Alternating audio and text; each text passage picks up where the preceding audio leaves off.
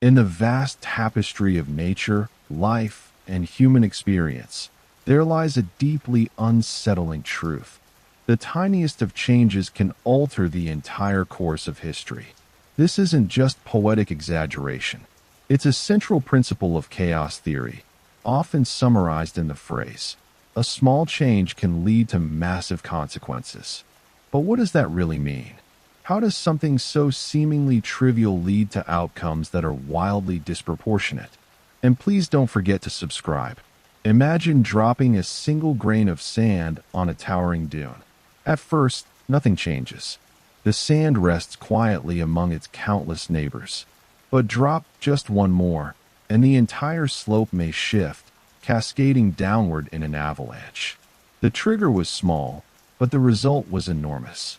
This principle, known as sensitivity to initial conditions, shows up in places you might not expect.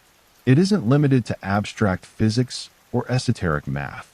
It's everywhere, all around us, shaping the world in subtle and dramatic ways. Take the weather, for instance. It's one of the most relatable examples. You check your forecast in the morning, plan your day accordingly, and head out. But by the afternoon, dark clouds gather and a downpour catches you completely off guard. Meteorologists, armed with powerful supercomputers and massive data sets, still struggle to predict long-term weather accurately. Why? Because tiny, almost imperceptible variations in temperature, humidity, or air pressure, barely measurable, can compound over time into storms or sunshine. The system is so sensitive that the flutter of a butterfly's wings in one hemisphere, metaphorically speaking, could influence the weather weeks later across the globe. That's not fantasy. It's the brutal truth of how chaotic systems behave. Or consider the financial markets. A brief, offhand comment by a central banker during a press conference can cause investors to panic or surge with optimism. A single social media post, algorithm-triggered trade, or unexpected data release can set off a chain reaction that wipes billions from the stock market or adds them.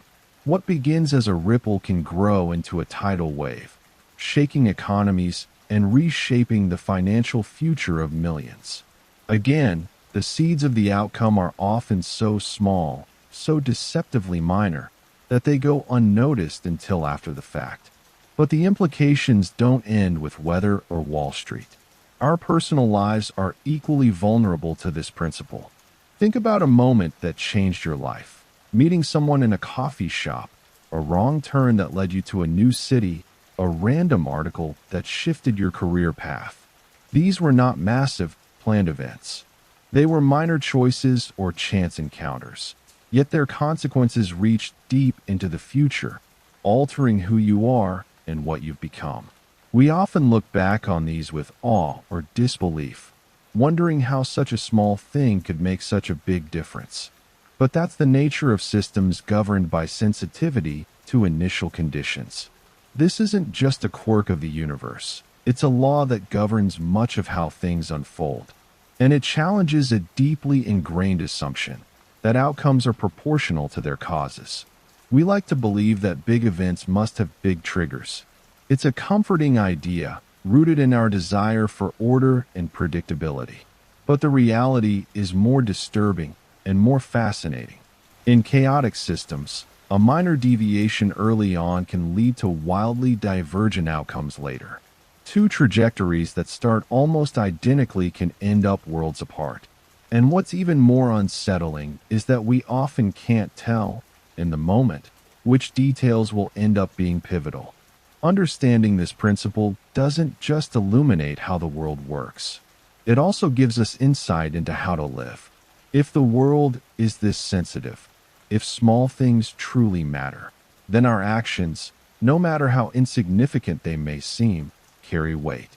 The words we choose, the pauses we take, the kindness we offer, or the silence we allow. Each of these may become the butterfly wing beats that shape futures we'll never fully trace. We live in a world of constant motion, of overlapping systems and hidden interconnections. We're surrounded by tipping points we can't always see. And while that might sound overwhelming, it also carries a profound opportunity. Just as the smallest mistake can lead to disaster, the smallest effort can ignite transformation. In this journey through chaos theory and its many echoes across science, nature, and the human experience, we'll uncover just how deeply this idea runs. From physics and biology to psychology and technology, we'll explore the ways in which small causes produce large effects. We'll see how complexity arises from simplicity, how systems tip and evolve, and how even the most ordered patterns hide within them the seeds of disorder. In a universe so sensitive to its beginnings, perhaps nothing is truly small. Every beginning, every input, every gesture, however modest, carries with it the possibility of vast consequence. Understanding this is not just intellectually thrilling, it's emotionally and ethically urgent. Because once we know how delicate the balance is, we begin to see that our lives and our world aren't built on grand moments alone. They're shaped by the invisible, the forgotten, the fleeting. And that realization is where our story begins. In the early 1960s, inside the walls of MIT's meteorology department, a quiet revolution began, not with a thunderclap, but with a tiny mistake. Edward Lorenz, a mathematician and meteorologist, was running weather simulations on one of the earliest digital computers. The machine, bulky and primitive by today's standards, allowed Lorenz to model atmospheric conditions using equations and numerical data.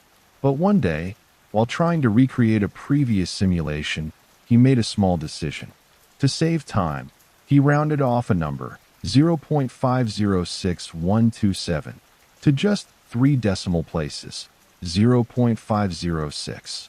The results that followed were shocking.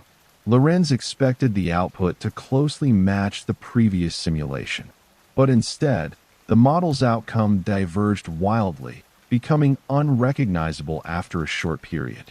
At first, he thought it was a computer error, but after checking and rechecking, he realized something else was at play. A tiny change, smaller than the flap of a butterfly's wings, had completely transformed the future of the system. From this simple mistake emerged a profound insight. In complex, dynamic systems like weather, small differences in initial conditions can lead to vastly different outcomes. Lorenz had stumbled upon what would later be known as the butterfly effect. He introduced this idea to the world in a 1972 paper with a poetic title, "Does the flap of a butterfly's wings in Brazil set off a tornado in Texas?" The phrase captivated imaginations. It captured the unsettling notion that the world is more sensitive, more fragile, and more interconnected than we ever imagined. A butterfly flapping its wings is a gentle, almost invisible act. Yet metaphorically, it might cascade into forces strong enough to reshape entire weather patterns. Or, in other domains, historical events, human decisions, or economic collapses. But make no mistake, this isn't just a poetic metaphor. There's real science beneath it. The butterfly effect is rooted in the mathematics of nonlinear systems, systems where outputs don't scale proportionally with inputs. In a linear world, doubling a cause doubles its effect. But in a nonlinear world, doubling a cause might quadruple, diminish, or even invert the result. The equations that govern such systems are highly sensitive, meaning even the smallest changes to starting values, like a few decimal points, can lead to dramatically different trajectories. At the heart of this lies a concept called exponential divergence. Imagine 2 marbles placed almost side by side at the top of a curved hill. At first, their paths seem identical, but as they roll downward, even the smallest difference in their starting positions causes them to veer off in completely different directions. That's exponential divergence in action. In mathematical terms, it means the distance between 2 nearly identical states grows rapidly over time, making prediction incredibly difficult, if not impossible. Lorenz showed that weather systems, though deterministic in principle, behave chaotically in practice. That means they follow precise laws, but those laws produce patterns that look random because of how dramatically they amplify small differences. This discovery didn't just challenge weather forecasting. It called into question how we think about predictability in general. If we can't reliably predict the weather beyond a few days, even with powerful computers and oceans of data, what does that say about our ability to forecast other complex systems, like economies, ecosystems, or human behavior? The butterfly effect also shattered the old Newtonian dream of a clockwork universe, a worldview where, if we only had enough information, we could predict everything. This vision, championed by thinkers like Laplace, imagined a perfectly knowable future governed by unchanging laws. Lorenz's discovery exposed the cracks in that dream. It revealed that in many real-world systems, perfect prediction is an illusion. Uncertainty is not just due to human ignorance.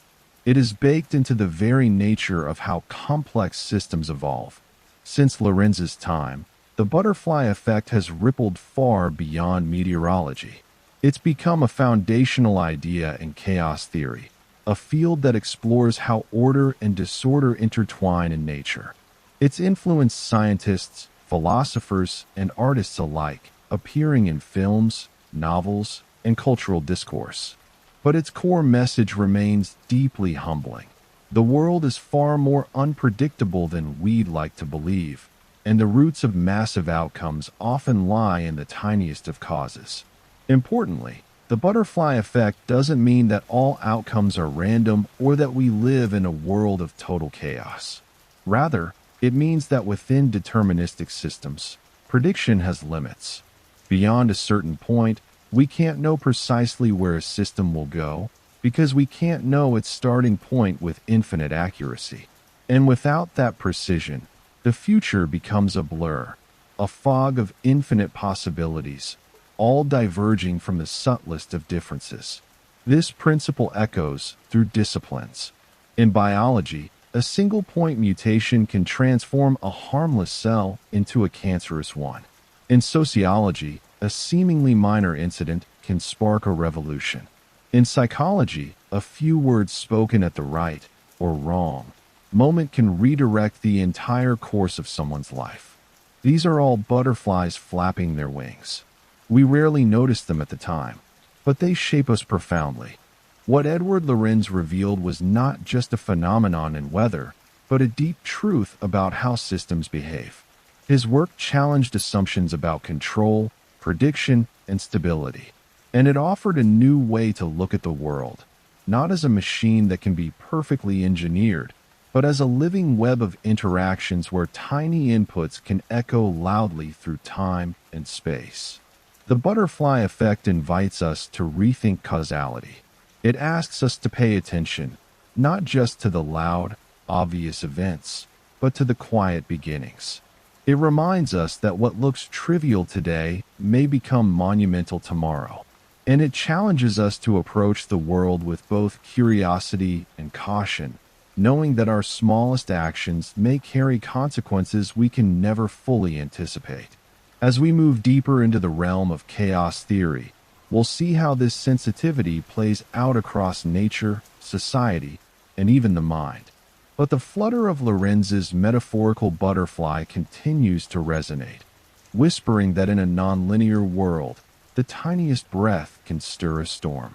At first glance, the word chaos brings to mind images of total disorder, mayhem, unpredictability, confusion.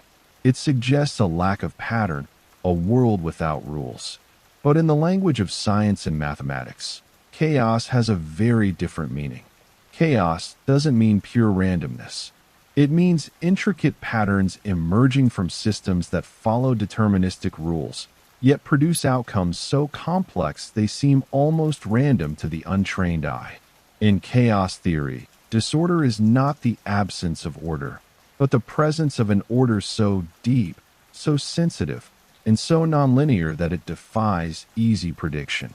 This idea, that there can be structure within apparent randomness, is at the heart of chaos theory. It tells us that even the most turbulent and unpredictable systems may be governed by underlying laws. These laws don't eliminate unpredictability, but they shape it. They constrain it. And sometimes, they even reveal stunning beauty hidden within what seems like noise. Chaos theory deals primarily with dynamical systems, systems that evolve over time according to specific rules. These systems can be physical, biological, ecological, even social. What makes them chaotic is their sensitivity to initial conditions, their nonlinearity, and their tendency to display long-term unpredictability despite short-term determinism. In simple terms, they do follow rules, but those rules lead to outcomes that spiral beyond our control or foresight. To visualize this, imagine a double pendulum. A pendulum with another pendulum attached to its end. The setup is simple, no motors, no complex parts. But set it in motion, and what follows is a dance of dizzying complexity. The motion becomes erratic, swinging, flipping, twisting in ways that feel completely unpredictable. And yet, it's governed entirely by Newton's laws. There's no randomness injected from the outside. What we're witnessing is chaos in its purest form, deterministic rules giving rise to what appears to be disorder. Another famous example is a dripping faucet. At low pressure, water drips steadily, plop, plop, plop. But increase the pressure slightly, and the rhythm changes, first to double drips, then to uneven bursts, and finally to full turbulence. The system doesn't become random. It becomes chaotic, teetering on the edge between order and disorder. A slight change in flow rate completely alters the behavior, and yet the laws governing the physics of water haven't changed. That's the hallmark of chaotic systems. Extreme sensitivity, internal rules, unpredictable trajectories. Chaos also emerges in systems with many interconnected parts, where the interactions between elements feed back into the system in complex ways. Consider a network of neurons firing in the brain. Each neuron responds not only to external stimuli, but to the activity of other neurons around it. The result? Patterns of brain activity that can be stable one moment and wildly fluctuating the next. These patterns are chaotic, not in the sense of being random, but in the sense of being dynamic, sensitive, and deeply nonlinear. To understand this further, scientists often turn to phase space, a conceptual map where every possible state of a system is plotted as a point in multidimensional space. As the system evolves over time, its path traces out a trajectory through phase space. In chaotic systems, these paths don't repeat exactly, but they often spiral within confined regions, forming structures called strange attractors. These attractors reveal that even though the system behaves unpredictably, it's not doing so arbitrarily. It's orbiting around an invisible skeleton of order, a ghostly architecture that guides the system's motion without ever fixing it in place. One of the most iconic strange attractors comes from Lorenz's weather model, the same one that gave birth to the butterfly effect. When plotted in phase space, its outputs trace a shape that resembles butterfly wings. It never repeats. It never settles. Yet it remains bounded, coiled around itself in infinite variation. That image, so beautiful, so strange, is the mathematical fingerprint of chaos. So why does this matter? Because chaos is not an edge case. It's not some weird exception in the lab. It is the rule in much of the real world. Weather, ecosystems, the spread of disease, heart rhythms, brain activity, population dynamics. All of these are chaotic systems. Their complexity doesn't come from randomness injected from outside. It emerges from the internal feedback loops, the interdependence of components, and the sheer sensitivity of the system structure. Chaos theory teaches us to abandon the illusion of perfect control. It shows us that knowledge of the rules is not enough to predict long-term outcomes. This is why long-range weather forecasts break down, why financial models fail spectacularly, and why even the most carefully planned systems can unravel in unexpected ways. The seed of unpredictability lies within the system itself. But chaos is not just a warning. It's also a source of wonder. Because within the unpredictability lies an intricate kind of order, fractal, self-similar, mathematically rich. In fact, many chaotic systems exhibit repeating patterns across scales. Zoom in on one part of the system, and you may see echoes of the whole. This fractal geometry reveals that chaos is not shapeless. It is composed of patterns nested within patterns, each iteration shaped by the same fundamental dynamics. And here's the paradox that lies at the heart of chaos theory. Systems governed by strict laws can behave in ways that are impossible to predict over time. We don't need to invoke randomness to explain disorder. Disorder arises naturally from the very structure of ordered systems, once they become sufficiently complex and interconnected. In a sense, chaos theory reshapes how we view nature. It blurs the lines between predictability and uncertainty, between structure and surprise. It tells us that stability and instability are not opposites, but dance partners. That certainty is always conditional, and that even in systems where we know every law, every variable, and every equation, the future may still elude us. As we continue this journey, we'll see how chaos theory connects to biology, society, and even the way we think. But it begins here, with the recognition that chaos isn't disorder. It's a deeper, hidden kind of order, wrapped in sensitivity, fed by feedback, and governed by laws that defy our intuition. Once we understand that, the unpredictable becomes not just tolerable, but beautiful. The world is not made of isolated parts. It's made of networks, webs of relationships, feedback loops, interactions that fold back on themselves. This is the essence of complex systems. Many interconnected components, interacting in nonlinear ways, producing behavior that cannot be understood by examining any single part in isolation. A complex system is not just a sum of its pieces. It is more, and sometimes less, than that. It exhibits emergence, unpredictability, and a kind of intelligence that transcends its individual elements. In a linear system, change is straightforward. If you double the input, you double the output. If you adjust one part, the rest stays relatively the same. But in a nonlinear system, small changes can ripple unpredictably, amplifying in some places and canceling out in others. Cause and effect are no longer proportional, and outcomes cannot be traced back to any single input. This is the hallmark of complexity.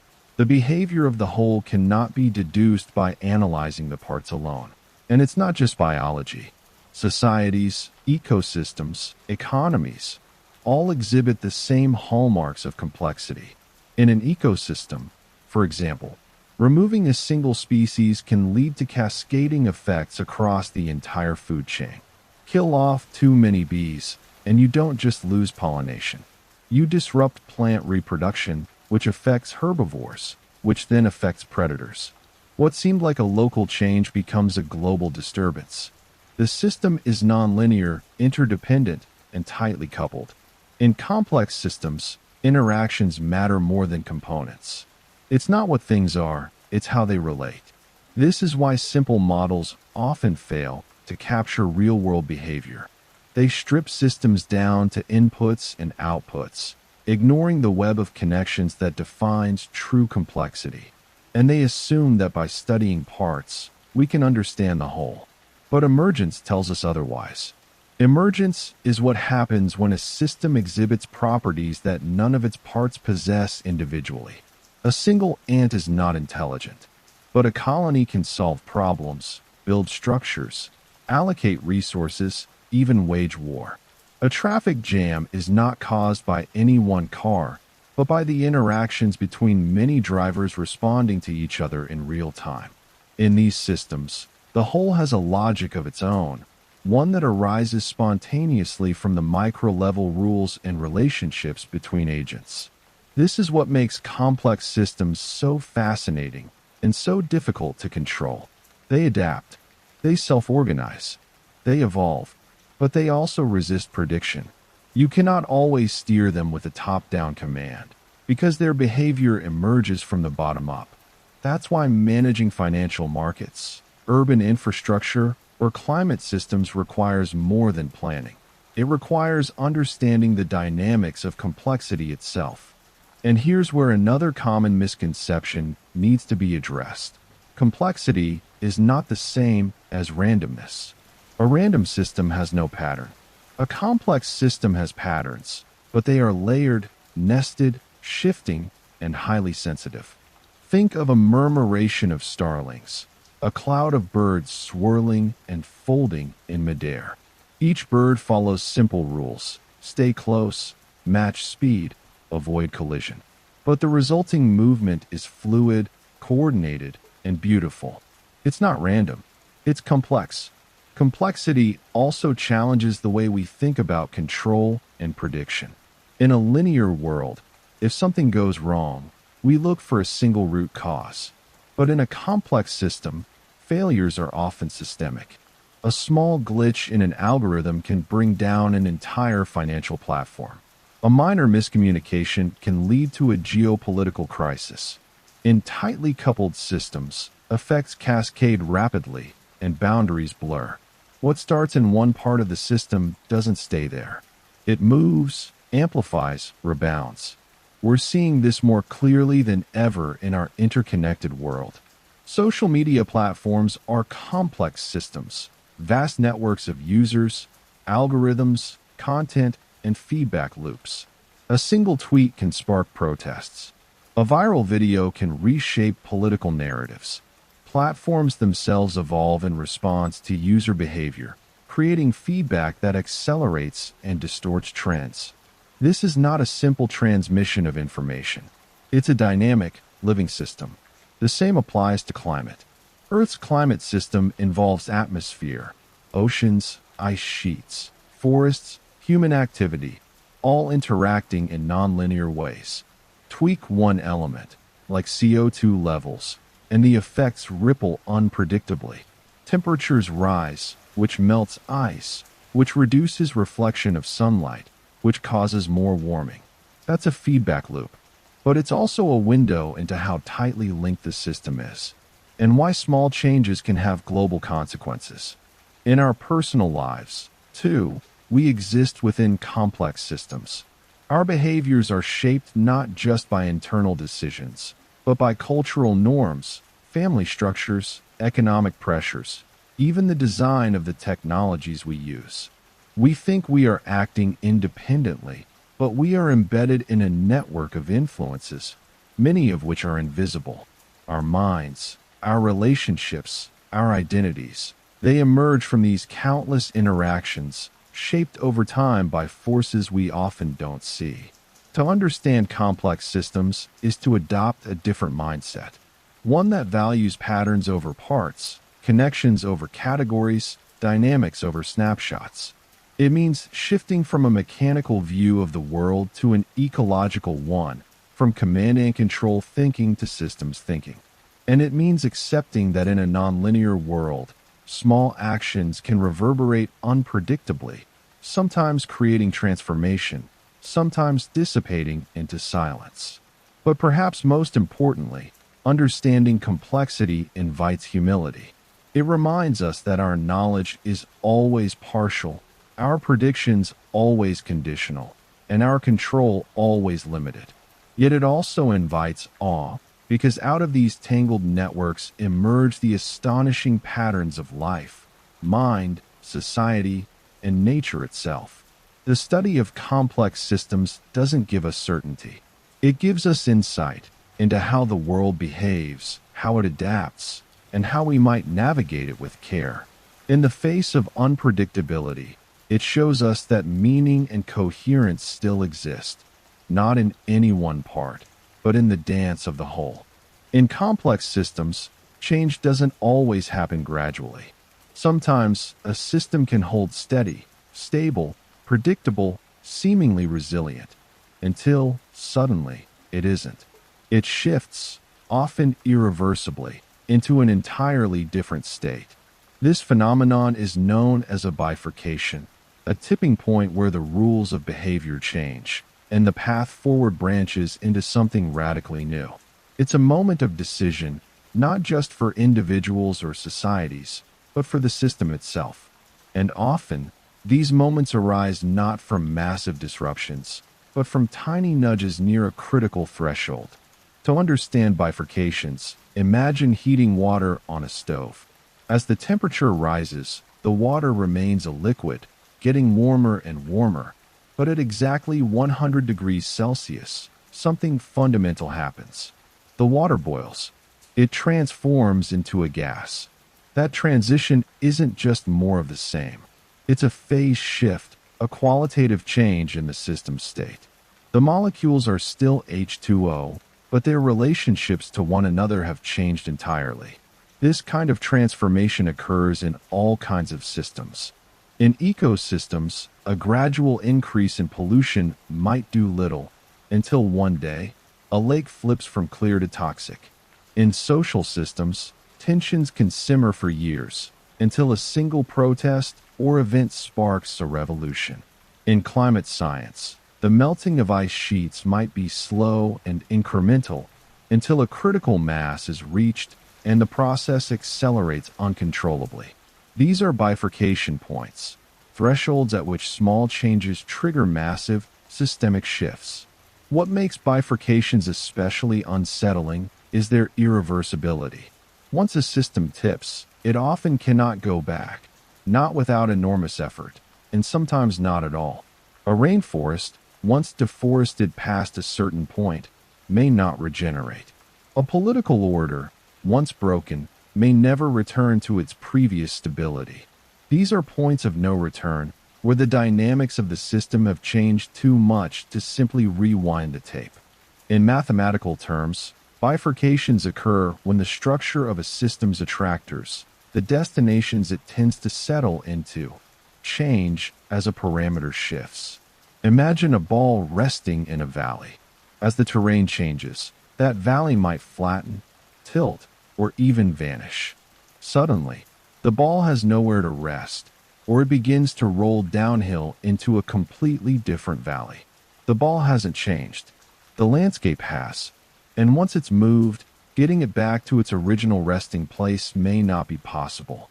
These tipping points are especially dangerous in tightly interconnected systems, because once one part shifts, it can destabilize everything else.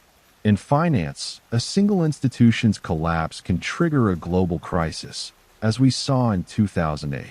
In environmental systems, warming permafrost releases methane, which accelerates warming, which melts more permafrost, a feedback loop with no natural breaks once it passes a certain point. In our own lives, a moment of trauma, betrayal, or revelation can change the emotional terrain so dramatically that there's no going back to who we were before. And yet, not all bifurcations are catastrophic. Some are transformative in a positive sense. A breakthrough in therapy, a moment of insight, the choice to start something new, to walk away, to change course. In those moments, we cross a threshold. The terrain shifts, and with it, so do our possibilities. We are not just who we were plus one more experience. We are in a different psychological state, a different behavioral attractor. Our path has forked, and we're on a new road. What makes bifurcations so profound is that they often don't announce themselves. The system may look stable until the very moment it isn't. The pressure builds in silence. The variables shift just beneath awareness.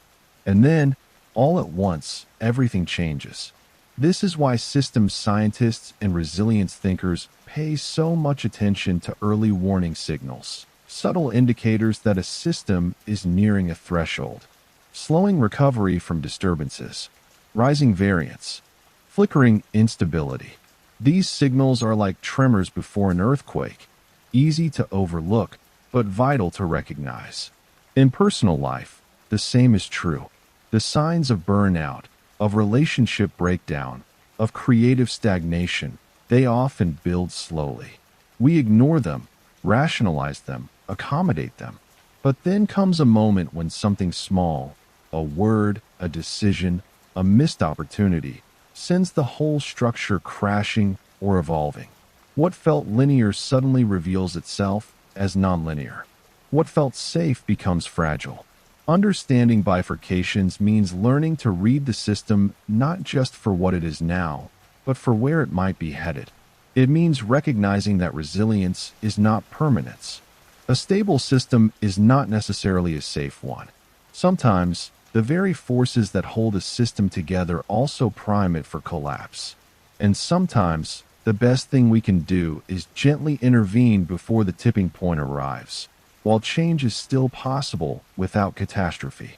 This awareness also invites compassion, because when people change, when systems fail, when lives unravel or transform suddenly, it's rarely because of one moment alone.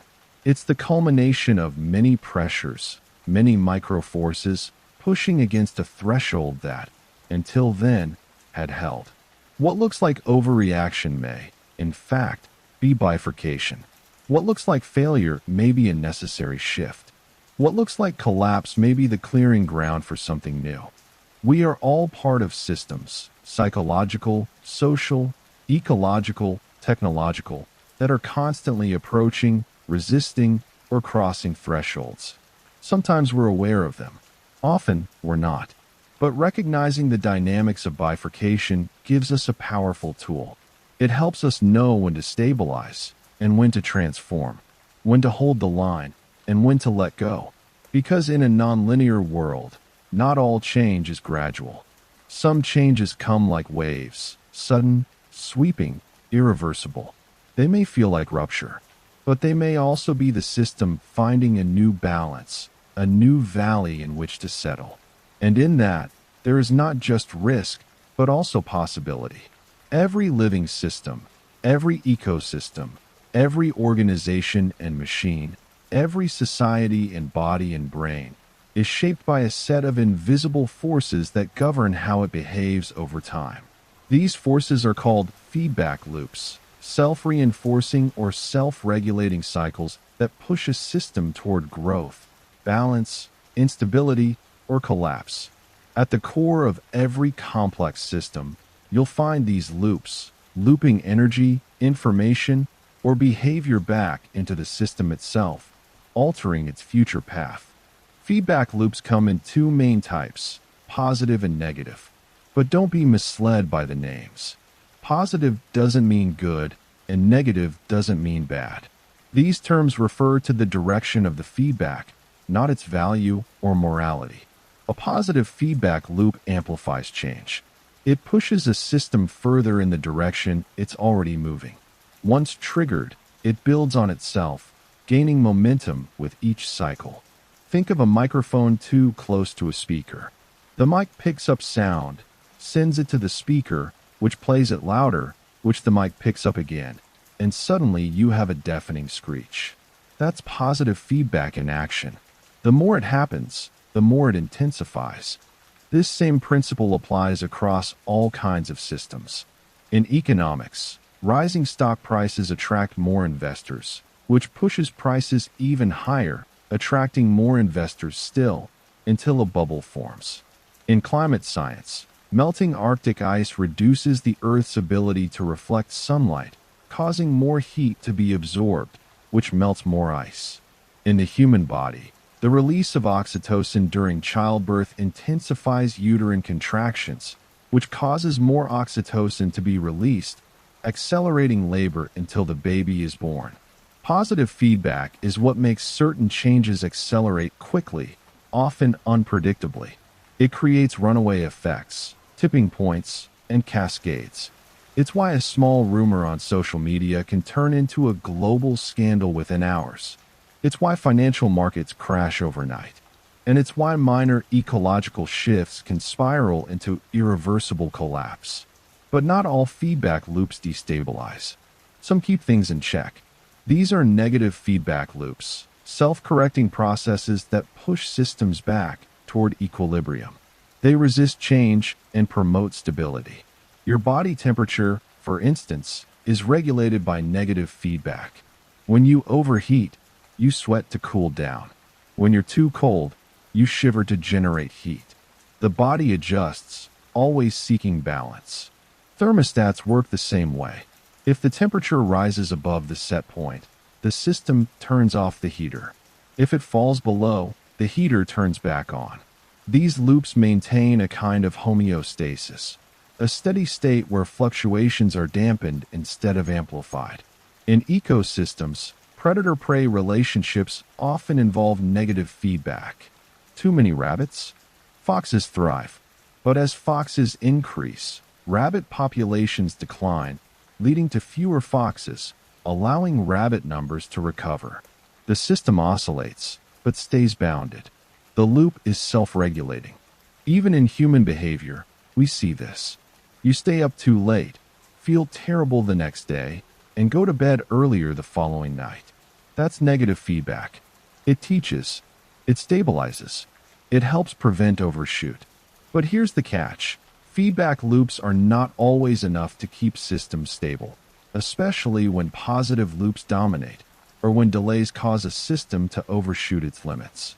This is where systems become fragile. The very mechanisms meant to regulate behavior can lag behind reality. By the time feedback kicks in, it's too late.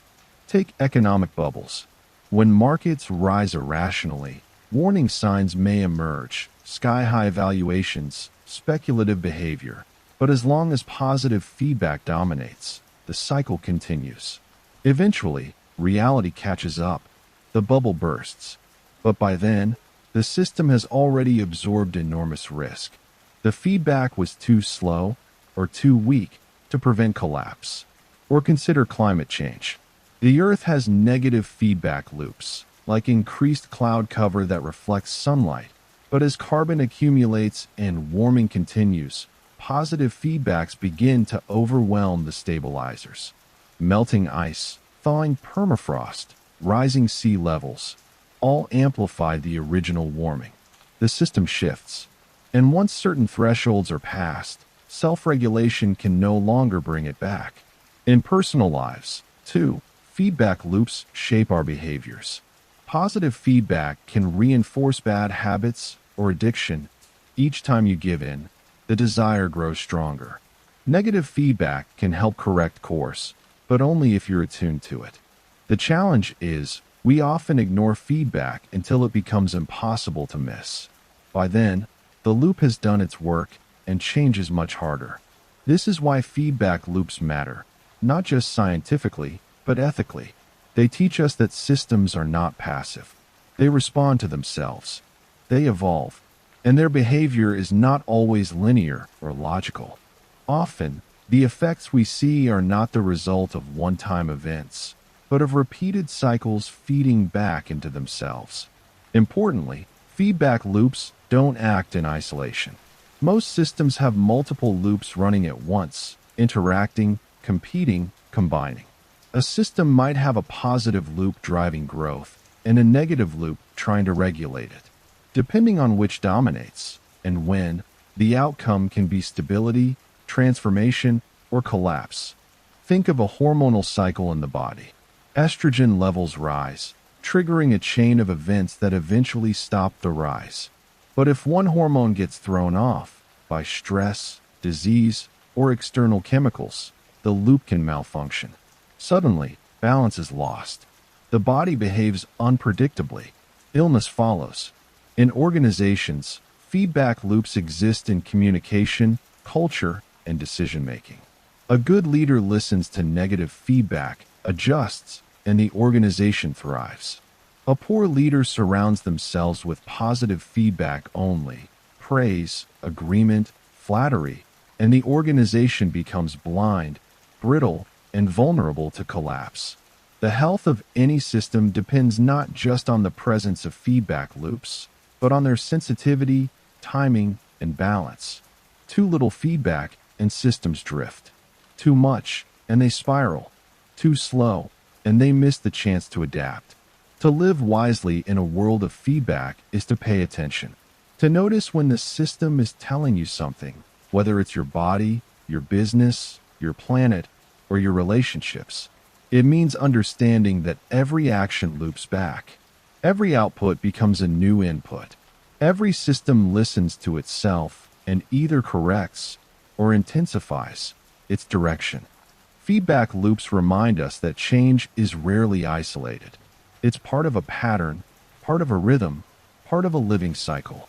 And the more aware we become of those loops, where they exist, how they function when they go wrong, the more wisely we can intervene. Not with force, but with timing. Not with domination, but with understanding. Because in the end, every system talks to itself. The question is whether we are listening. Inside every one of us is a universe of astonishing complexity. Trillions of cells interacting, dividing, signaling, adapting, each governed by the instructions of a code only a few nanometers wide. Our bodies are not machines built from rigid parts, but dynamic, self-regulating systems shaped by feedback, emergence, and deep sensitivity to small changes. In biology, perhaps more than anywhere else, the butterfly effect is not just a metaphor. It's an everyday reality. Consider a single mutation in a strand of DNA. A single letter out of billions changes. Sometimes nothing happens. Other times, that tiny alteration can transform the entire course of development. One misplaced base pair can lead to a disease, a disability, or a unique trait passed on through generations. Think of cystic fibrosis, sickle cell anemia, or Huntington's disease. Entire life trajectories shifted because of a microscopic variation in code. This is sensitivity to initial conditions written into biology itself. But it's not only about genetics. It's about epigenetics, how genes are expressed or silenced in response to environmental signals. A child exposed to chronic stress in early life may carry those effects into adulthood, not because their DNA changed, but because the way their DNA is read and activated did. Epigenetic changes are influenced by everything from diet and sleep to trauma and affection. What we experience can quite literally rewrite how our cells behave. In this light, biology becomes a story of nonlinear interactions. The body is not a predictable machine. It's a sensitive, adaptive, chaotic system, one where small disruptions at the molecular level can ripple upward through cells, tissues, organs, and behavior. A single misfolded protein can trigger a neurodegenerative cascade. A tiny disruption in a hormone level can impact mood, metabolism, growth, and fertility. The body listens to itself, feeds back, and responds, sometimes in ways that stabilize, sometimes in ways that spiral out of control. Autoimmune diseases are a stark example. The immune system, designed to protect the body, begins attacking it instead. Why? Often, the initiating cause is unclear. A virus, a toxin, a stressor, something small triggers a chain reaction. Feedback loops become corrupted. What was once a healthy response becomes a destructive cycle. A single input, misinterpreted by the system, leads to a lifelong condition. Cancer offers another haunting example. A single mutation in a tumor suppressor gene may go unnoticed until it combines with another and another. Eventually, the feedback systems that control cell growth break down. A cell that once had limits now replicates without end. And just like that, a few molecular events lead to tumors, metastasis, and systemic breakdown. From a tiny root, a devastating forest of consequences grows. And yet, this sensitivity is not all danger. It is also what makes life flexible, resilient, and responsive. Our bodies are not fixed. They adapt constantly to stimuli. Muscles grow from small tears. Memories form from fleeting electrical patterns. The immune system learns from microscopic invaders. The endocrine system tunes itself to cycles of light, food, and stress. These systems don't need dramatic inputs to change. They evolve through repetition, through slight nudges and signals accumulated over time. Pregnancy itself is a biological marvel of sensitivity. A fertilized egg is a single cell. Within days, it multiplies, organizes, and differentiates, guided by chemical gradients and genetic triggers. A minor shift in hormone levels or a disruption in timing can result in profound changes in development. And yet, from this delicate dance, entire human beings emerge. Neurobiology offers further insight. The brain, as we've seen, is a chaotic system. Neurons fire in complex rhythms influenced by thoughts, emotions, memories, and environment. Small changes in early neural wiring can shape personality, intelligence, susceptibility to mental illness. A child's exposure to language in the first few years, for example, doesn't just affect vocabulary, it reshapes the architecture of the brain itself. Even healing follows nonlinear logic. The body's inflammatory response is a feedback loop. Inflammation helps fight infection, but when the loop spins out of control, it causes damage instead. Chronic inflammation is now linked to heart disease, diabetes, even depression. A helpful signal becomes harmful, simply because the system couldn't recalibrate. Everywhere in the body, we see this pattern. Systems that begin in balance, sensitive to small cues, sometimes pushed into dysfunction by the smallest nudge, and sometimes pulled back by the tiniest act of care. This is why early intervention in medicine is so powerful. Catch a condition early, when the system is still near the threshold, and the outcome can be entirely different. Miss the window, and the system may pass a point of no return. But this also means that healing doesn't always require massive intervention. Sometimes it's about restoring signals, rebuilding feedback, nourishing a system that has been distorted. Health is not just the absence of disease. It is the body's ability to self-regulate, to absorb shocks, to return to balance. And that ability depends on sensitivity. The butterfly inside the body is not a flaw. It is a feature. Life depends on being responsive, flexible, and dynamically stable. And that's what makes biology both so miraculous and so fragile. One breath, one cell, one gene can make all the difference. Not because they act alone, but because of the vast network they influence. When we view health through this lens, it becomes clear. Every choice, every molecule, every moment of stress or recovery matters. Not because we can always control the outcome, but because the system is listening. And like any chaotic system, it may turn a whisper into a wave. The science of biology does not just describe living things. It reveals how all life, down to its smallest components, is shaped by feedback, thresholds, nonlinearity, and emergence. It reminds us that even the smallest things in our bodies can hold the power to change everything. Inside the mind, the butterfly effect takes on a more intimate shape, not in equations or cell structures, but in moments, fleeting, quiet, often forgotten. A glance, a word, a disappointment, a compliment, a song, a moment of fear. These seem small, insignificant. Yet in the architecture of the psyche, they can ripple outward, rearranging thoughts, feelings, choices. Psychology, like physics and biology, is governed by systems, complex, nonlinear, and deeply sensitive to initial conditions. We like to believe we are coherent, consistent beings, our beliefs and behaviors rooted in logic and free will. But much of who we are is sculpted by experience, environment, and interaction. The mind is not a static entity. It's a network, a dynamical system of neurons, chemicals, memories, and meanings constantly in flux. And within this system, tiny stimuli can lead to profound shifts. Take first impressions. A momentary facial expression, a change in tone, an unexpected silence. These can permanently color how we perceive another person. Studies show that judgments formed in the first seconds of meeting someone often persist, even when later evidence contradicts them.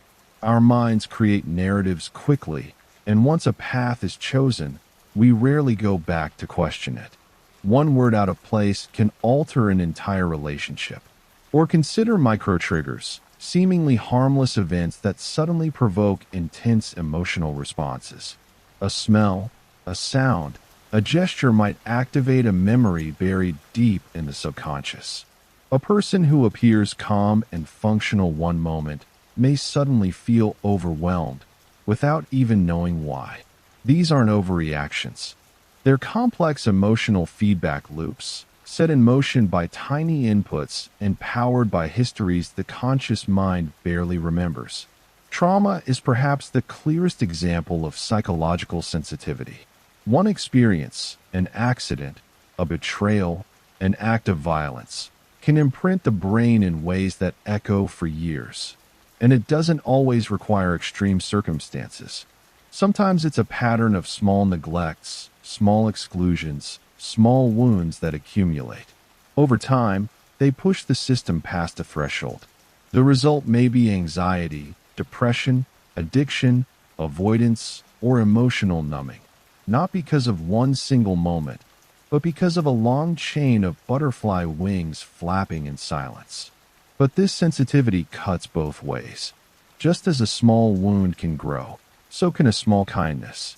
A few sincere words from a teacher can reshape a child's sense of worth. A stranger's empathy at a moment of crisis can tip someone away from despair. The entire trajectory of someone's life can shift not through dramatic intervention, but through a tiny act of human connection. In this way, the mind reveals its chaos-like properties, highly sensitive, deeply nonlinear, and utterly open to change. In therapy, this plays out in real time. A single insight, shared at just the right moment, can lead to breakthroughs that years of reflection could not reach. It's not just the content of what is said, it's the context, the timing, the emotional state of the person hearing it. Change happens when the system is ready, and often what triggers it is something subtle, a metaphor, a question, a silence. Healing, like damage, does not require force. It requires resonance. Cognitive science also shows us how thought patterns themselves behave like chaotic systems. Ruminations loop. Beliefs reinforce themselves. Emotions amplify or dampen depending on how we interpret them. One small assumption, that people can't be trusted or that we're not good enough, can grow over time into an entire worldview. And once that view stabilizes, it resists contradiction. Confirmation bias feeds it. Social feedback hardens it. The thought becomes a system, complete with its own internal logic and momentum. Yet that same structure can also transform. A single encounter, a new piece of information, or a deeply felt experience can cause the entire system to rewire. People do change their minds. They leave toxic relationships. They recover from years of hopelessness. But the turning point is rarely a giant external event. It's often internal, a shift in perception, a reframing of meaning. It happens in a moment, but it builds on countless previous moments, none of which seemed especially important at the time. In neuroscience, we see that the brain itself physically changes in response to experience, a property called neuroplasticity. Repeated thoughts and behaviors strengthen neural pathways. New experiences can weaken old ones and form entirely new circuits. The more often you respond a certain way, the more likely you are to respond that way again. This, too, is a feedback loop, and it means that minor choices, repeated, have power far beyond what they seem. This is why habits, both good and bad, are so influential. Not because they're dramatic, but because they compound. A daily walk, a nightly journal, a moment of mindfulness. These small acts create structure in the mind. Over time, they reshape identity itself. And in the same way, small indulgences in distraction, resentment, or avoidance can quietly accumulate. leading the psyche down a path it never meant to take. We live in a psychological landscape filled with tipping points. We don't always know when we're near them, but a song, a sentence, a shared silence can push us over. Into grief, into clarity, into change. This is not a weakness of the mind. It is its gift. Because it means that no matter how stuck we feel, change is always possible. A shift can come at any moment, from anywhere. So we must tread carefully, not just with others, but with ourselves. Because the system is listening. And what we say, what we believe, how we speak to ourselves in the quiet hours, these things matter. They are not background noise. They are the signals that shape the system. Psychology teaches us that a mind is not fixed. It is not a stable structure. It is a fluid, emergent, self-organizing process, always on the edge of transformation. The smallest inputs, those we ignore or forget, may be the ones that reshape everything. And if we begin to see ourselves this way, not as rigid identities, but as dynamic systems, we open the door to a different kind of healing. One rooted not in force, but in sensitivity, timing, and the courage to notice the small things. When we step back and look at society not as a collection of individuals, but as a system, a network of relationships, beliefs, institutions, and technologies, we begin to see patterns that mirror the chaos of nature, the complexity of biology, and the sensitivity of the human mind. Society is not linear. It doesn't move predictably. It twists and bends under the weight of invisible forces, with sudden lurches forward or collapses backward. One event, one voice, one moment can send shockwaves across the globe. This is not metaphorical. It's the mathematics of interconnected systems playing out on the stage of human history. A single tweet can ignite a protest. A niche internet joke becomes a global meme. A lone protester stands in defiance, and millions follow. Seemingly minor cultural or technological moments spiral outward into revolutions. This is not coincidence. This is sensitive dependence on initial conditions, the butterfly effect, amplified by billions of human connections. Think of how a meme, born in some forgotten corner of the internet, spreads across languages, borders, and ideologies. At first, it's a joke. Then it's an identity. Then a movement. Behind the humor or simplicity is a deep system of meaning. A mirror held up to society's values, anxieties, and desires. Some memes become political tools. Others influence fashion, language, even mental health. All from a moment, a post, a spark. Or look at how a protest begins. Often, it's not when the injustice is greatest. It's when the system is just sensitive enough. When people are primed. When anger and fear reach a boiling point. Then a single image, a man's final breath caught on video, a woman's cry echoed on the streets, triggers a collective response. Demonstrations erupt. Structures fall. Policies change. But it wasn't the moment itself. It was the system's readiness. The tipping point. Just like in physics or biology, the smallest input causes massive transformation because of where the system was. History is full of these moments.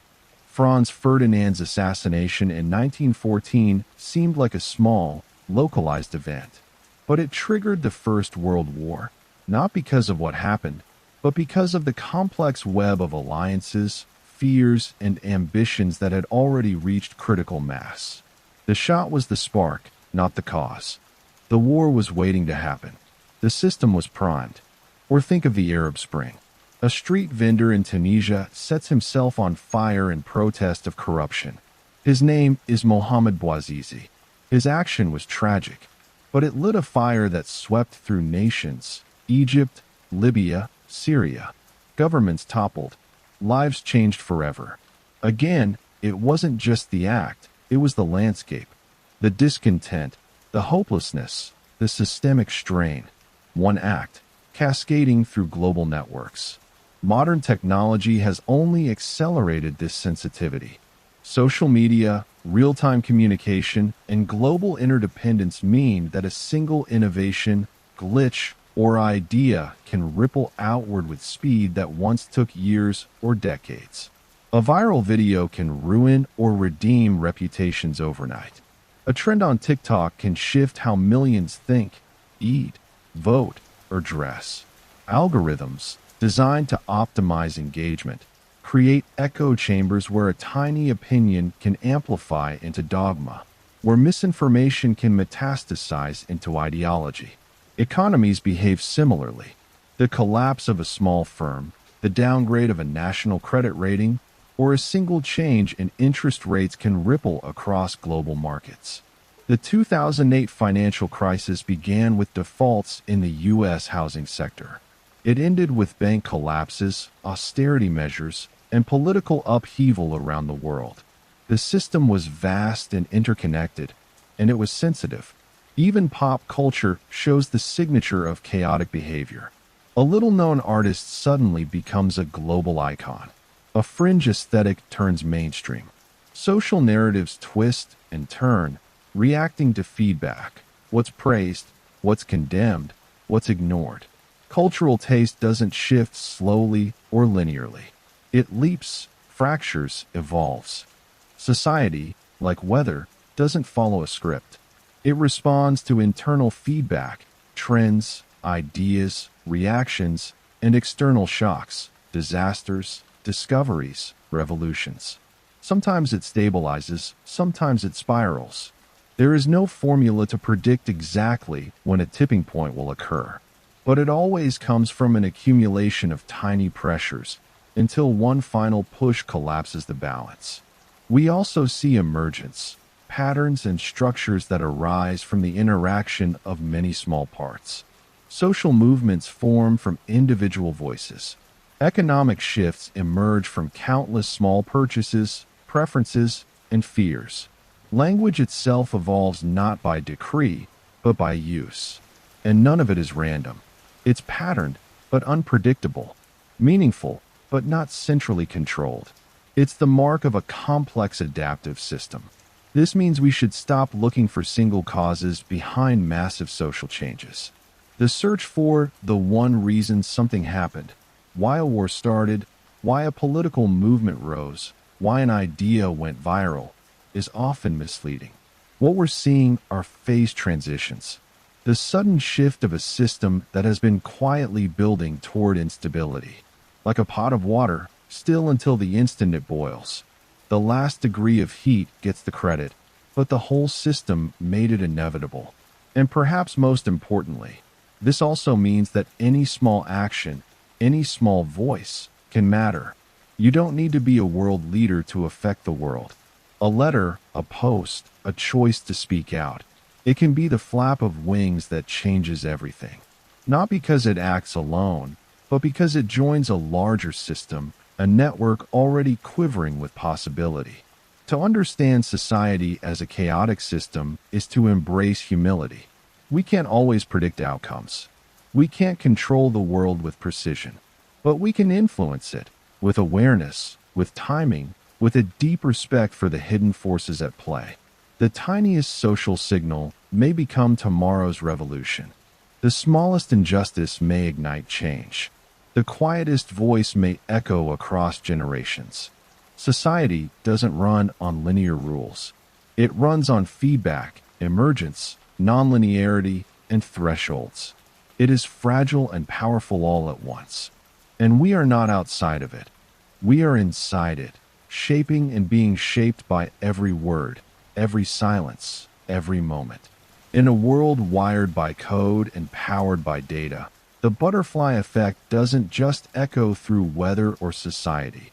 It pulses through the veins of technology itself. We live in systems built on sequences, lines of code, packets of information, server connections, decision trees. And in these systems, the smallest flaw, a misplaced symbol, a corrupted file, a misinterpreted instruction, can cascade into global consequences. The fragility of our technological world is not a bug. It is a feature of complexity. Start with something simple. a single line of code, a typo, a logic error, a missing semicolon.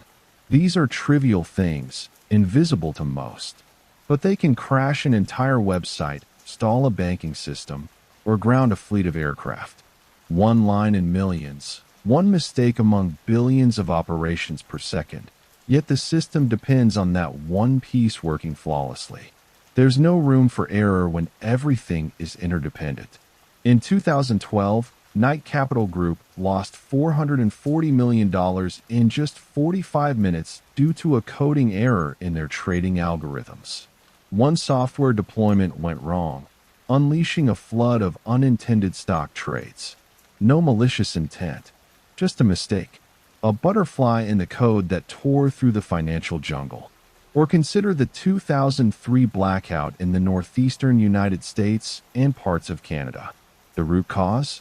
A software bug in an alarm system in Ohio. No alarms went off. Operators didn't know what was wrong. As power lines overloaded, they tripped offline one after another like dominoes.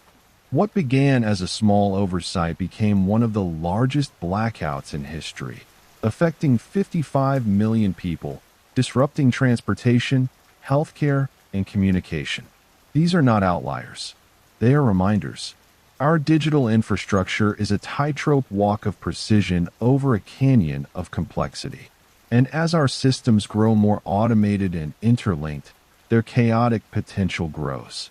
What once was isolated is now global. A bug in one country can affect users across continents. A breach in one database can expose millions. An update pushed too early or too late can shift economies or influence elections. The same applies to algorithms, those silent architects shaping our digital lives. Algorithms decide what we see, what we buy, who we match with, what we believe. A tweak to a recommendation engine can shift political discourse. A small change in a social media timeline can increase polarization, spark unrest, or amplify misinformation. The designers may intend efficiency, but systems don't respond only to intentions, they respond to structure. Take the infamous case of Facebook's algorithm changes in the mid-2010s.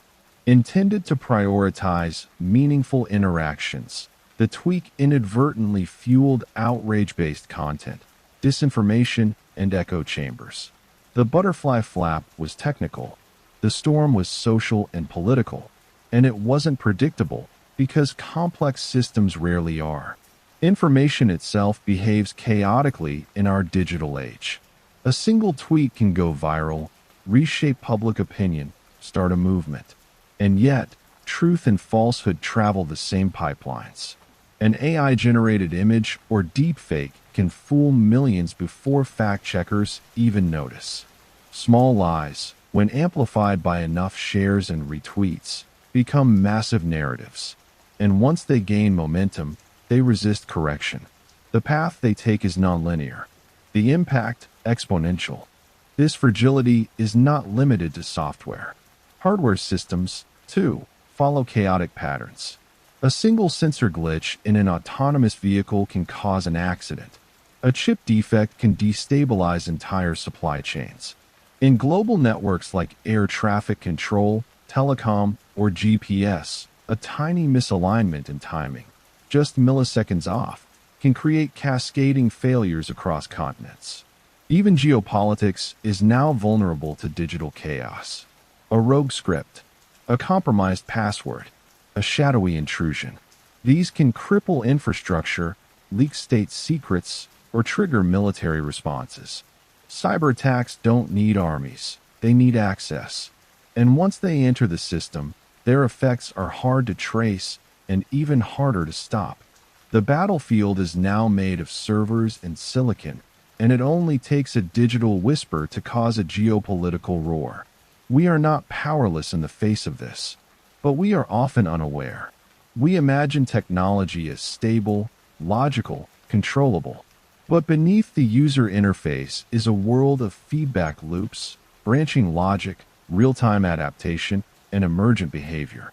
The systems are fast, flexible, and fragile. That fragility doesn't make them weak, it makes them complex. And complex systems behave chaotically when stressed. So what can we do? First, we must acknowledge the reality. Small changes in code, in policy, in network design can have enormous consequences. We must design for resilience, not just efficiency. Build in fail-safes, redundancies, ethical checks. Ask not only what a system does, but how it might fail and who it might fail. Second, we must recognize the human element. Behind every script, every patch, every automation is a person, a programmer, a designer, an analyst. Their decisions, often made under pressure or without full information, carry far-reaching consequences. Responsibility in this world is not optional. It's structural. Finally, we must develop a new literacy, not just in how to use technology, but in how it behaves. We must teach ourselves and future generations to see digital systems as living environments, reactive, nonlinear, shaped by feedback and sensitive to disruption. The butterfly effect is not just a metaphor anymore. It's the rule of the system. In a hyper-connected world, the margins have moved. What once stayed local now goes global. What once affected one machine now ripples through many. The smallest line of code, the smallest signal, can shift the entire trajectory of nations, economies, and lives. The more we build, the more we must understand.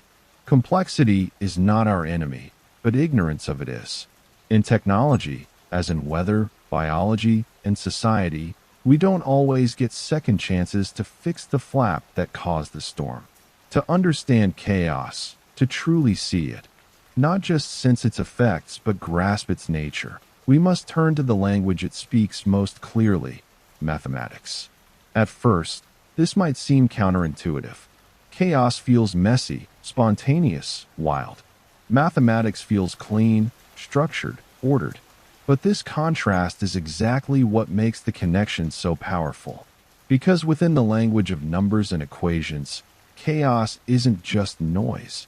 It's a pattern, a rhythm, a shape. In the early 1960s, Edward Lorenz, a meteorologist with a knack for computers, was running weather simulations.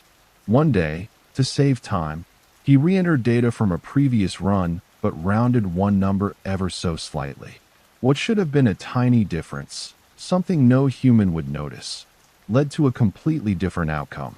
The simulation, based on just a few equations, diverged dramatically. That moment changed science forever.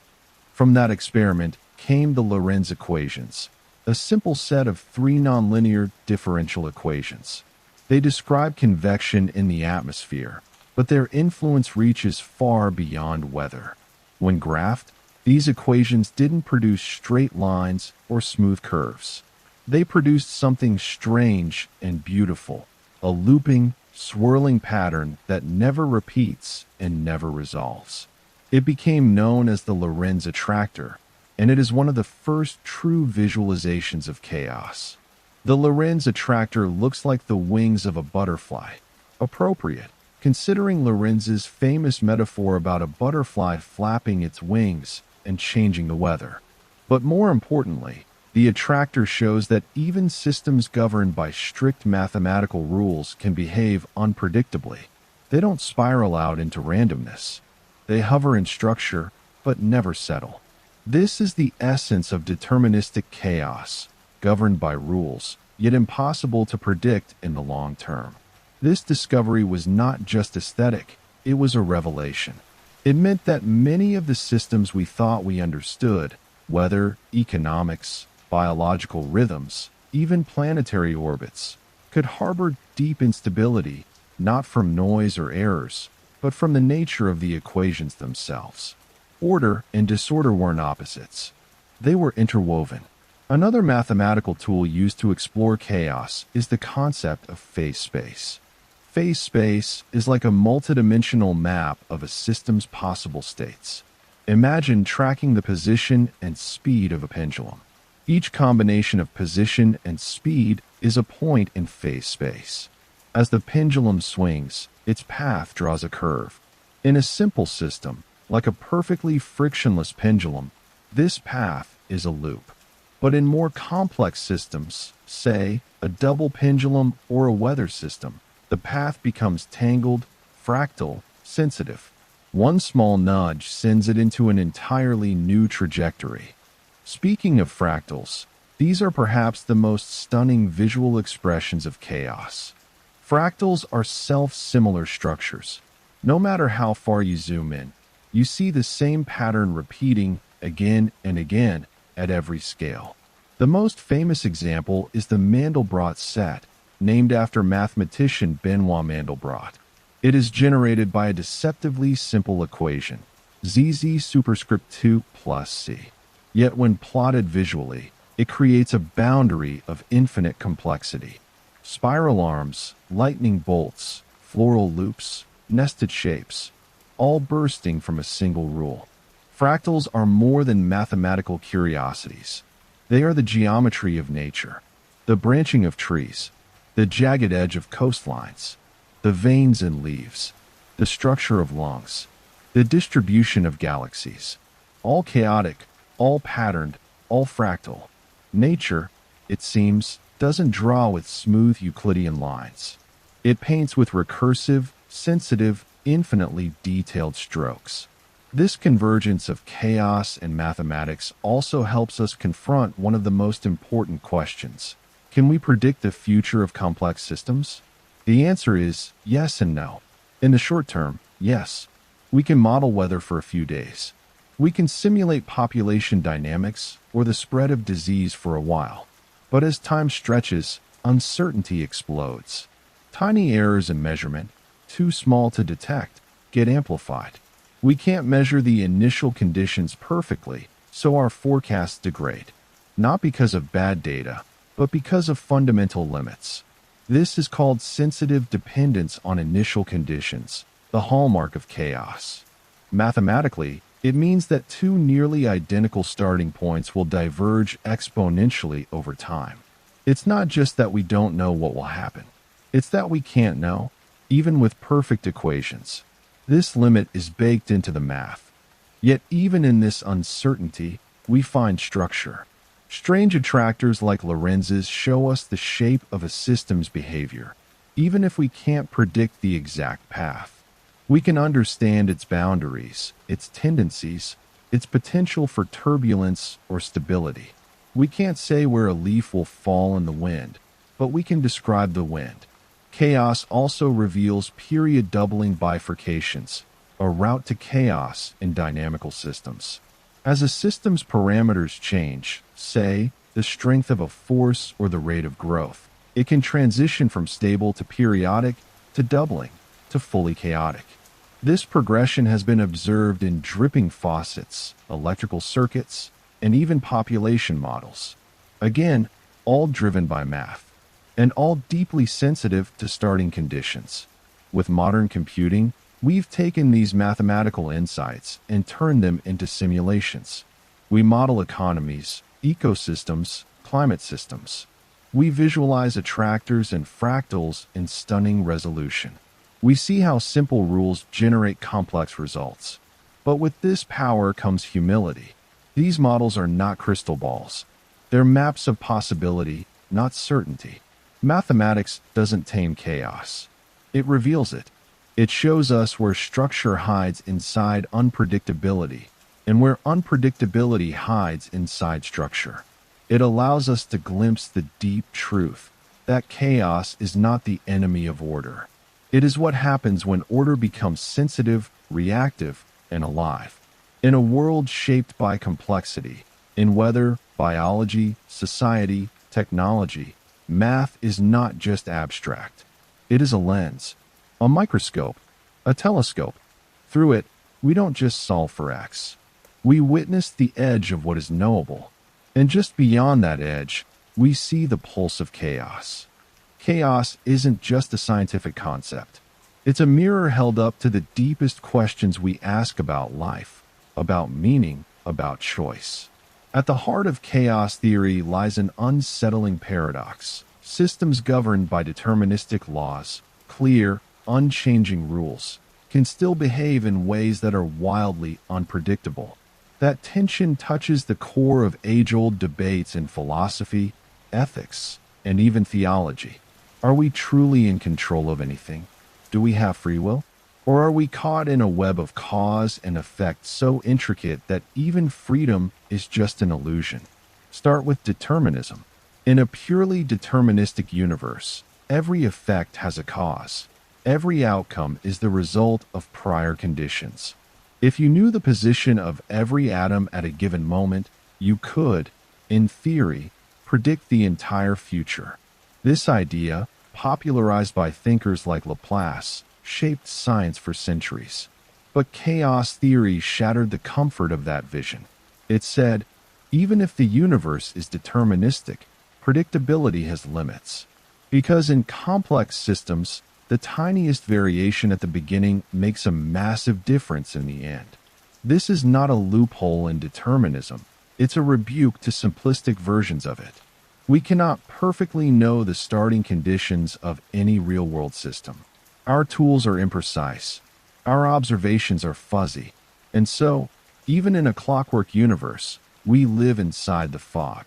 Chaos turns determinism from a straight line into a tangled web of possibility. And so, the question of free will re-enters. If we can't predict the future, even in principle, then maybe our choices do matter. Not in a magical way, but in a deeply practical one. Our decisions, our actions, our thoughts, however small, may be the flaps that shift entire outcomes. A kind word to a stranger, a pause before reacting, a decision to step in or stay silent. These are not isolated moments. In a chaotic world, they echo, they compound, they ripple outward in ways we can't trace. That realization leads us to ethics. If small actions can have massive consequences, then our moral responsibility expands, not in a way that paralyzes us, but in a way that demands mindfulness. We don't get to see the end of every chain we start, but we must act as if our actions matter, because they do. Chaos doesn't remove accountability. It deepens it. In a chaotic system, fragility is not a failure. It is a condition of complexity.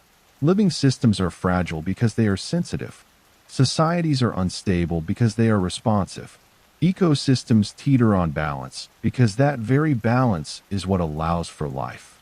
Fragility is not weakness. It is the price of adaptability. And that realization challenges how we design institutions, technologies, and relationships. We must build not for perfect control, but for graceful failure, for resilience, for flexibility in the face of the unexpected. Ethically, this reframes how we think about risk and harm. If a small trigger can cause a vast outcome, then minimizing harm isn't just about avoiding the big mistakes. It's about being attentive to the small ones, about catching the overlooked variables, about questioning systems that amplify errors instead of containing them.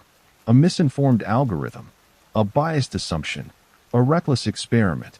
In chaotic systems, these are not just details, they're potential disasters. Chaos also reshapes how we think about justice. If people's lives are shaped by long, nonlinear chains of events, trauma, environment, opportunity, accident, then blame becomes a shallow tool. Responsibility is still real, but it lives in a wider context. We begin to see that behind every action lies a web of causes, and behind every outcome, a story of complex feedback. This doesn't mean giving up on ethics, it means evolving it, moving from punitive models towards systems thinking, asking not just who did what, but what structures produced this behavior, what signals led to this decision, what feedback loops are we trapped inside. In chaotic systems, intervention isn't about control, it's about influence, about nudging systems gently, about knowing that massive force can often backfire, while small, well-placed shifts can have lasting impact. Even our existential understanding is affected by chaos. We crave certainty, predictability, a sense of narrative. But the universe, it seems, doesn't always offer those things. What it offers instead is potential, surprise, emergence. We may not control the outcomes, but we help shape the starting points. We are part of the system, not outside it. Every thought, every movement, is a node in the net. And here lies the strange, humbling beauty of it all. Chaos doesn't mean meaninglessness. It means that meaning is contextual, relational, dynamic. That your life, your choices, your relationships exist within a sensitive, shifting world, where small gestures matter more than we can ever prove, and where control is less important than awareness, presence, adaptability. In the end, the ethical lesson of chaos is not fear. It's care. Care in how we build. Care in how we speak. Care in how we treat others, knowing that the consequences of even the smallest act may outlive us. It's also hope. Because if the flap of a butterfly's wings can shift a hurricane, then a whisper of kindness, a flash of insight, a single bold idea can shift the course of a life, a community, a culture. So we return to the question, can we avoid catastrophic outcomes? Not always, but we can reduce their likelihood. We can design smarter, act slower, think deeper. We can replace certainty with humility. And in doing so, we may find not safety, but a deeper form of peace. The peace that comes from embracing complexity without surrendering to it. In a chaotic universe, ethics is not about having all the answers. It's about asking better questions. It's about acting with care in a system that responds to care. And it's about realizing that even in the presence of infinite uncertainty, our actions still matter, precisely because we can never know how far they'll reach. We live in a world that's far more connected and far more sensitive than we often realize. Every action, every event, every decision is woven into a larger web of interactions, a vast network of causes and effects that extends across time and space. Chaos theory isn't just a scientific principle, it's a way of seeing, a way of understanding that even in the smallest gestures, there may lie enormous consequences. And that's both terrifying and empowering. It's terrifying because it strips away the illusion of full control. It shows us that systems, biological, ecological, social, psychological, can veer suddenly, unpredictably, sometimes catastrophically, even from the tiniest inputs. We can plan perfectly and still be surprised. We can build safety nets and still fall through. The world, in its complexity, resists our desire for neatness and certainty. But this same complexity, this same unpredictability, is also a source of hope. In this way, chaos theory reminds us to stop underestimating the power of the local, the immediate, the personal. You don't have to change the whole world. You can just change something in front of you, and that may be enough. That ripple could grow. That ripple could matter. So how do we live wisely in this world of interconnection? First, with mindfulness. Pay attention to where you are and what you're doing. Not in a mystical sense, but in a deeply practical one. When systems are sensitive, awareness becomes a form of agency. Knowing how you act, how you speak, how you move through the world. It's not about being perfect. It's about being present. Second, with adaptability. In a world that changes fast and often, resilience comes not from rigidity, but from flexibility. Be ready to pivot. Be open to uncertainty. Let go of the idea that you can plan every step. Instead, build habits, values, and systems that can bend without breaking. Third, with humility. Understand the limits of prediction. Be cautious with power. Question simple narratives. Recognize that complex systems defy easy solutions, and that quick fixes often have hidden costs. The most dangerous thing in a chaotic world is overconfidence. And finally, with hopeful responsibility. You matter, not because you're in control of everything, but because you are part of everything. Your thoughts, your actions, your presence, they shape the system in ways you'll never fully see. That's not pressure. That's possibility. So maybe the final message of chaos theory isn't about fear. It's about engagement. It's a call to step into the flow of life not with despair, but with curiosity, with care, with courage. We are butterflies, all of us. Not because we're fragile, but because we're powerful in quiet, invisible ways. We flap our wings every day, in our conversations, in our choices, in our silences, in our songs. And somewhere, maybe far away, something shifts. A pattern changes. A future forms. From the smallest gesture, an entire world can turn. That's the truth chaos leaves us with. And it's not a warning. It's an invitation. Good night.